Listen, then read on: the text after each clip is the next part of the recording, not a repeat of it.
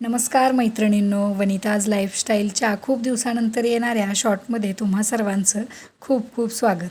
आज मस्त असा गावरान बेत केला होता. बाहेर रिमझिम पाऊस चालू आहे आणि अशा या पावसाच्या वातावरणामध्ये हिरव्या पालेभाज्या खाण्यापेक्षा असं डाळीची आमटी वगैरे करून खाल्लं की तोंडाला कशी छान अशी चव येते. म्हणून आज मस्त असा आमच्याकडे पावसाळ्याच्या दिवसामध्ये आणि नॉनव्हेजपेक्षा देखील जास्त आवडीने खाल्ला जाणारा पदार्थ म्हणजे तुरीच्या डाळीची आमटी. तर या आमटीसोबत तुम्ही बाजरीची भाकरी, ज्वारीची भाकरी, गरम गरम भात असं देखील खाऊ शकता. तर यासाठी साहित्य देखील अगदी कमी लागतं. फक्त आपल्याला लसणाची फोडणी द्यायची आहे आणि आपली बेसिक मसाले. तर त्यासाठी मी 1 वाटी तुरीची डाळ छान अशी शिजवून घेतली आहे. तर ही तुरीची डाळ जर तुम्हाला पोटाला पचत नसेल किंवा गरम पडत असेल तर त्यामध्ये तुम्ही मिक्स दुसऱ्या डाळी देखील करू शकता. पण फक्त तुरीच्या डाळीची आमटी ही चवीला छान लागते. तर यासाठी आपण ही तुरीची डाळ छान अशी शिजवून घेतली आहे. आता आपण फोडणी करूया. फोडणीसाठी आपण 2 चमचे तेल छान असं गरम करून घेतलं आहे. त्याच्यामध्ये आपण घालूया जिरे, मोहरी, ठेचून घेतलेला लसूण आणि कढीपत्ता. हे सर्व छान भाजलं. लसूण चांगला परतला गेला की त्याच्यामध्ये थोडीशी हिंग घालून घेऊया.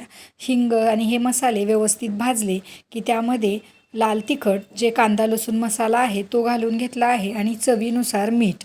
आता हा देखील मसाला मस्त असा परतून घ्यायचा आहे आणि परतलेल्या छान अशा मसाल्यामध्ये आपल्याला आता ही शिजवलेली गरगरीत झालेली डाळ ओतून घ्यायची आहे. हा तडका एकदम मस्त चरचरला की तुरीच्या डाळीच्या आमटीला छान चव येते. बेसिक मसाले आणि साध्या सोप्या पद्धतीने केलेली ही आमटी खाताना नेहमीपेक्षा 2 घास जास्तच जातात. तर अशा प्रकारे आमटी छान मिक्स करून घेऊया आणि याच्यामध्ये आता आपण तुम्हाला आवश्यक असेल त्यानुसार पाणी घालून घ्या. पातळ हवे असेल तर पातळ आणि घट्ट आवडत असेल तर घट्ट, अशा प्रकारे ही आमटी तुम्ही बनवू शकता. आता याच्यामध्ये आपण घालूया धणा पावडर, जिरा पावडर आणि थोडासा गरम मसाला.